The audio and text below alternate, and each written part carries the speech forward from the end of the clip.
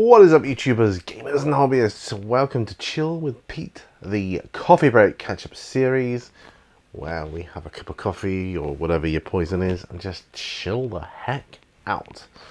It's Sunday night. Well, yeah, Sunday evening now. So it's safe to say Sunday night. Ordinarily, I'd be feeling pretty work tomorrow, but I've got tomorrow off. Booked it as annual leave, so yes, that was to get over the weekend I've just had, because it was a very tiring weekend, and that is because my brother-in-law and daughter came up and, obviously went out, we had fun, and we had a great time, but it's just very, very tiring, Well, I've got this on, by the way, because it was starting to get a little chilly, but it's not now, so I don't really need this on, but hey-ho.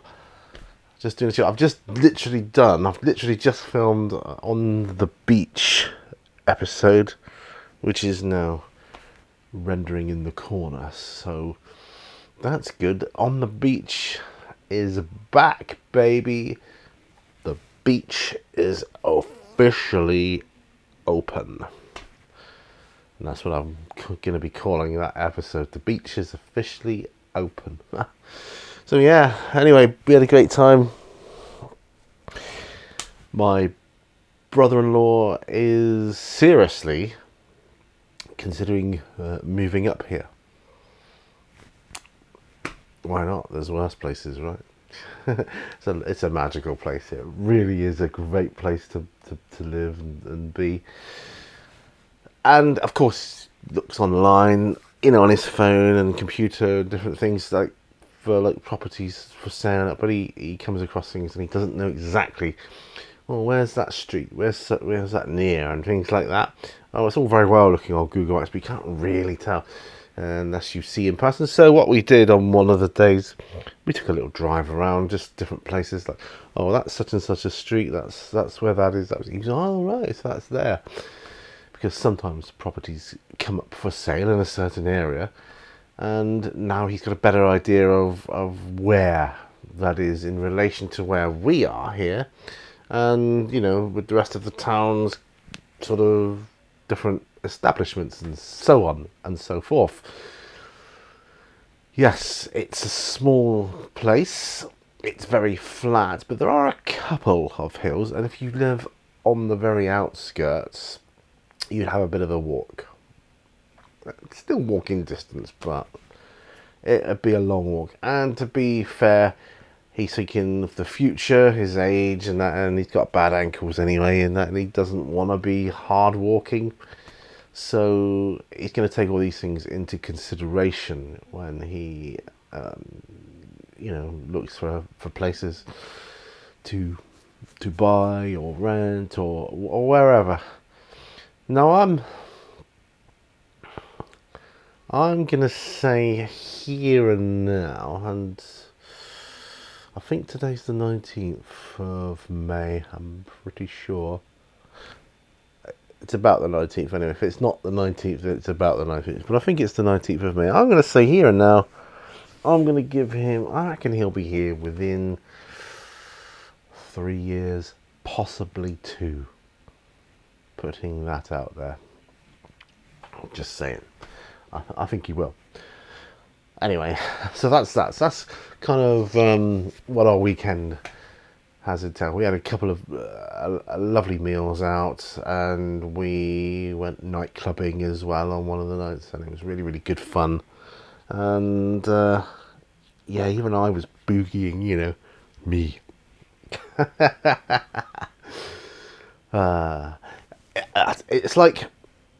It was like, have you seen Saturday Night Fever?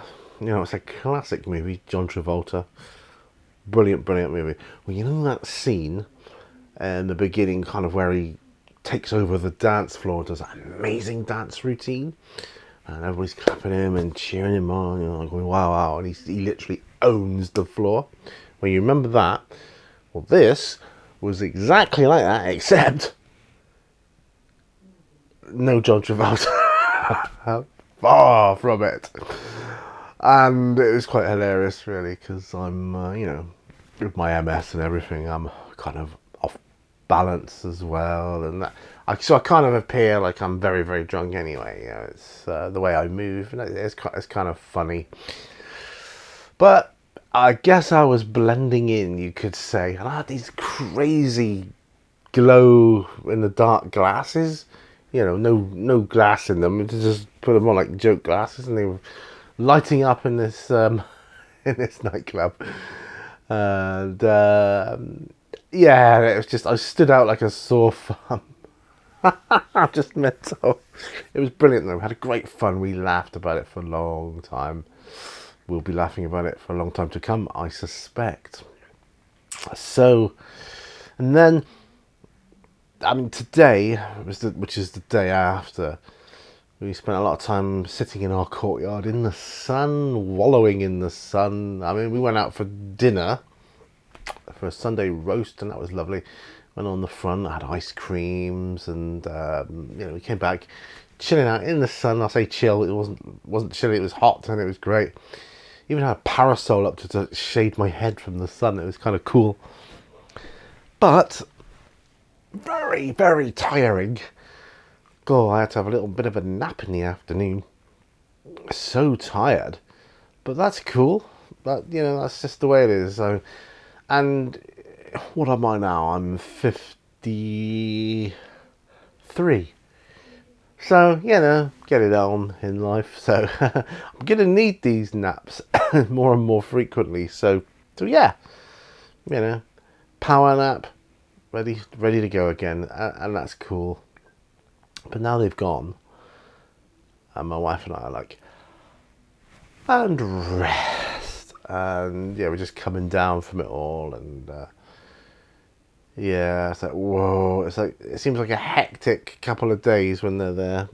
And now nothing but next weekend. We haven't got the weekend off. No.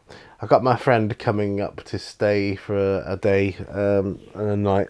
So we're going to catch up. He wants to catch up in person. And that's cool. Friend of mine from school. He's living in Plymouth at the moment. He's coming up just to see me. And that's fine. So we'll do that. I'll pick him up from the train station, and we'll go out for a dinner that night, I presume. And we'll have a good time. And then he and I will probably just catch up over a few drinks, soft drinks probably, and chew the fat, find out what's been going on, see if there's any gossip, all that good stuff. And then he'll go back on Sunday. And then next Monday off is obviously bank holiday, so we've got next Monday off as well. So we've got 2 short weeks ahead of us, so that's good. And yeah, so that's fantastic. I think I'm going to have my first sip of coffee, and this is unleaded. So yeah. Oh, looking at my D&D books, looking at my 3rd and 4th, 3.5 and 4th edition books here, it's reminded me of something that I acquired. I haven't got it yet, but I've acquired it. It's on its way to me, or it will be. Excuse me. Something D&D related, you ask? Probably not asking, but I'm going to tell you. Yes, 1st edition Dungeon Master's Guide. On its way to me. Original, not a reprint. See, I want the originals in, a good enough condition to read. Didn't really want the reprint. I want the actual original from back in the day. Because that is what the edition for Advanced Dungeons and Dragons, that was the edition we played. And it was phenomenal. And yes, my adult brain thinking all nostalgia and blah blah, probably romanticizing the memory somewhat, but I don't think so, not too much.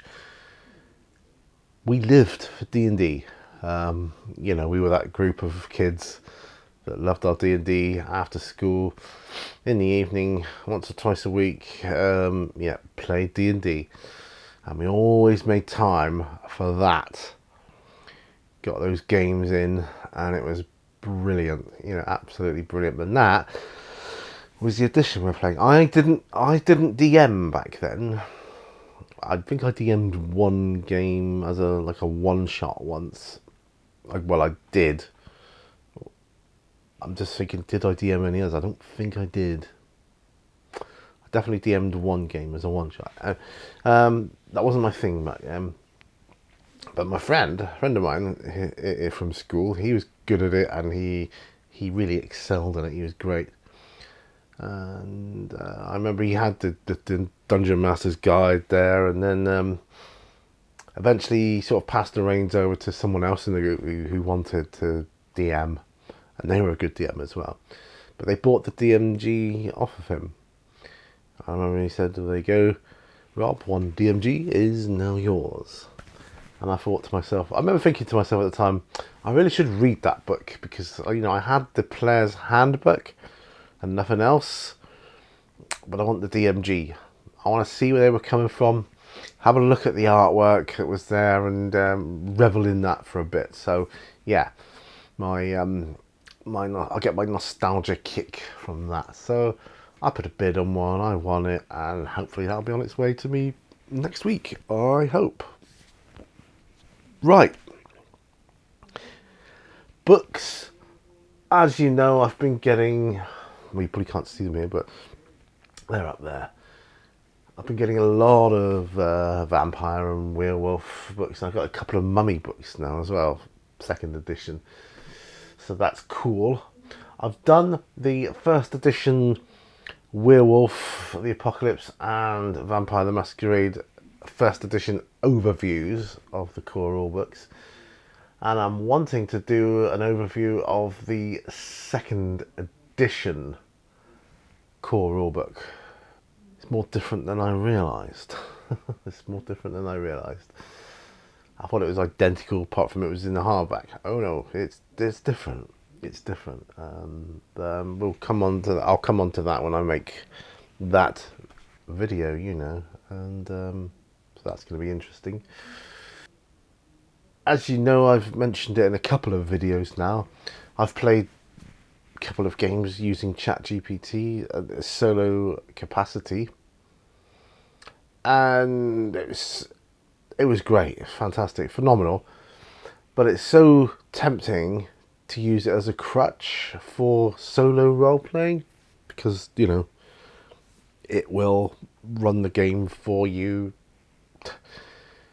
let you be as lazy as you want, you know. You don't even have to roll dice if you want it to make up the numbers for you, man. But I like rolling dice. I do like rolling dice, but I want to rely on it even less than what I'm doing, so that I can play it with other games as well, particularly Call of Cthulhu and Alien. Now I'm hoping we can do something pretty snazzy with Alien, because one of the things I've always struggled with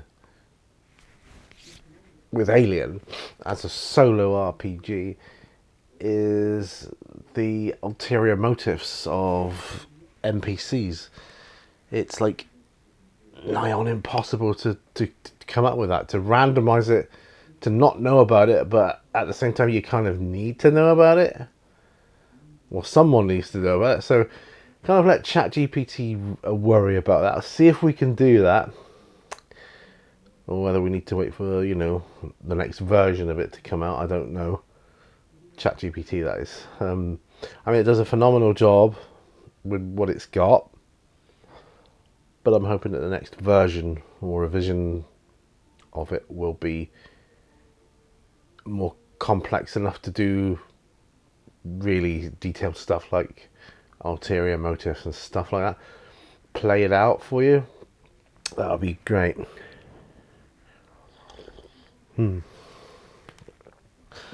So my friend who's coming up next weekend says he's bought and ordered Zombicide.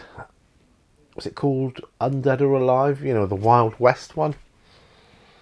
And I've had a quick look on Google to see, you know, the components of it, and it looks pretty interesting. So I'm hoping he's going to give me a rundown, because I've got all the other Zombicide stuff, pretty much. And that, I mean, if I got that, that would really be, I don't know, I'll be taking up more space. But I know I'm going to get it eventually. Of course I'm going to get it eventually. Well, duh. Yeah. I want to see how he gets on with it first. See what he makes of it. Because he loves normal Zombicide. And it'll be great to see what he makes of the Wild West version of it. So that'll be good. I've got some more painting done on my desk. I have managed to get another one miniature off of the painting desk. Yay! Makes zero difference when you look at it. The desk, that is. But hey, whatever. I'm cool with that. I do have some... Well, I've got some MDF terrain pieces I want to glue. You know, the old MDF ones. I've got a hunting lodge I want to build at some point. Now, yeah, that is going to be for D&D, but I don't really need it yet. So I'm reluctant to open it up and build it, because then I'll have to find somewhere to store it. Not to mention paint it. I'll have to store it. At the moment, it's flat packed, isn't it? The MDF terrain, so it's easy to store, just like a book, really, on its side. There it is, on the shelf. And it takes up less room, unbuilt, so reluctant to use that yet. But dying to build models. But again, space. I've got to sort out where I'm storing my fantasy ones. Yeah, there's no two ways about it. I just need to know where I'm going to be storing them and how I'm going to be storing them. Yeah, but I do want to start building some more Warhammer stuff. Really missing it, you know. Even the bolt action stuff, which can be finicky at times. I've got a couple of tanks to build for that, or a tank, sorry. One tank to not build, paint, to paint for that. So that's going to be good. I'm just going to have a look, see what time I've got here. I've been going for 18 minutes. Sorry, chaps. And I'm barely touching my coffee here. So, well.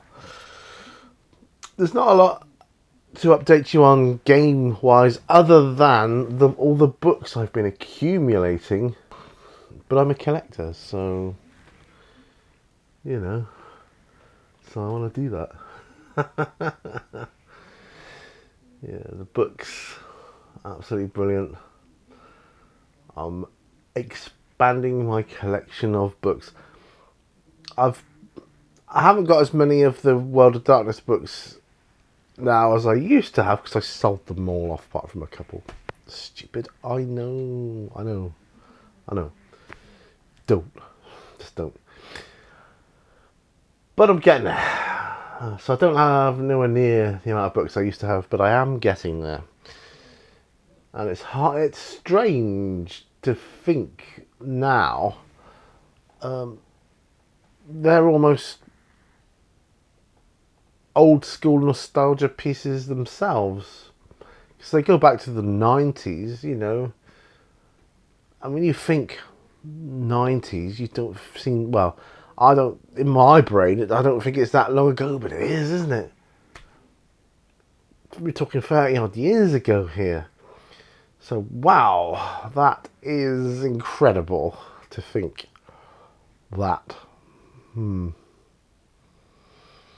But I am fortunate, talking about D&D and nostalgia, I am fortunate that I have the memories intact in my mind of what I did when I was younger, and the groups I joined and played with, and, you know, the fun we used to have. I do wonder sometimes what's become of, like, other members of the groups, various groups I used to be in. particularly at school. Do you ever wonder what's become of your old school chums? Ones you don't see anymore? I know a couple of them have passed away due to various reasons. Not so long ago, someone I used to know at school, he wasn't into D&D or anything like that, far from it, but someone I used to know at school, I found out he passed away with cancer, and yet the last time I saw him, which was about 6 years ago, he struck me as a very fit person, very active and athletic and that kind of stuff, but cancer, it's got no mercy, is it? But it's queer, and one of my early D&D groups, one of my best friends as well at school, was called Christopher Hatton. He passed away many, many years ago, due to tragic circumstances. I'm not going to go into it, but I don't half miss him. I wish he was alive now. He is someone I would dearly love to have a conversation with about my hobby now, my gaming now, the state of D&D now, how we could play D&D now, because if he was still alive, it would be tempting to get the old gang back together again on something like, Roll20 or something like that. See if we could get a game going. That would be good. Old school style, that kind of thing. That would have been good. Sadly, I think I'll just have to be content with the memories of what's transpired already. But good times. I do enjoy reminiscing of times gone by. And the best way to do that is to talk about it out loud, and that's how it helps keep the memories alive, isn't it? Brilliant stuff. It's incredible. My school, which was a big school, quite a lot of us were into D&D in a big way. And at the time, back then, there was very little else. There was Tunnels and Trolls, and there was a bit of the old school Middle-earth stuff. Very complicated game system. You had to have like a degree in astrophysics just to understand what the rules were about and how to work out how to do stuff. But D&D was by far the most popular, and it got us through school, life in general, and we just loved it. What a great game! What a great game! I mean, I remember when I first heard about it, and I was like, "What do you mean there's no board? I don't get it." It took me a while to get my head around that. Because to start with, of course, it was just exploring a dungeon, wasn't it? And getting out of the dungeon alive with the treasure and so forth. The early games. And then, with advanced D&D, obviously above ground and town adventures, wilderness adventures, all the rest of it. Happy days.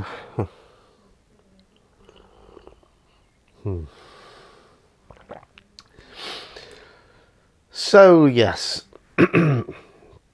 So I've been indulging in my collector's needs this past month, really, I suppose you could say. I've collected back several books I used to own and a few that I didn't before, so that's nice. There's one, there's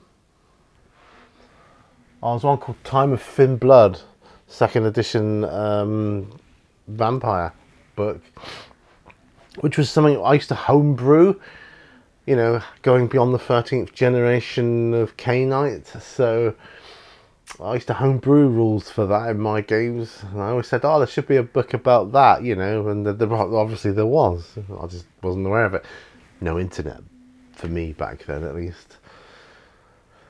Yeah. So, but now, well and truly spoiled. So I dread to think what someone like myself will be like in the future when they're going through their nostalgia and reminiscing and wanting to collect all the stuff they used to have. Because the choice you got now is phenomenal. I mean, it's not easy to collect all the stuff that I used to have back in the day. And it was more limited back then. But now, the sky's the limit. I mean, you take role-playing games. There's a role-playing game about everything. Yeah, everything that you can think of. Dare I say there's a role-playing game about amoebas? You know, I just in the the microscopic world as opposed to the macroscopic world. Yeah, it's crazy. Anyway, I can feel I'm losing my voice. Hear that? So that's an indication that, you know, the bell is ringing, folks. You are saved. Oh my goodness, I've been going on far too long. Let's finish my coffee. Right, folks, that's it. Sorry I went off on I went off on a tangent there, didn't I? I should do a nostalgia playlist, because I could do so much stuff. As an idea. Ooh, yeah. I reckon I could hit home. I could strike a chord with several people with nostalgia. Oh yeah. Places, things, books, people, you know, events. There's a thought. Right, anyway. Thank you for watching this Chill with Pete. Thank you so much. I'm going to call this episode, I don't know, because I went to Grover's in the Heart yesterday. The Grove episode. So that'll be an in-joke for us then. Not an in-joke, an in-message. So, the Grove, best nightclub ever. Anyway, guys, remember, all brushes lead to seeing you on another video. I hope so. Till then, my friends, bye-bye. Bye-bye.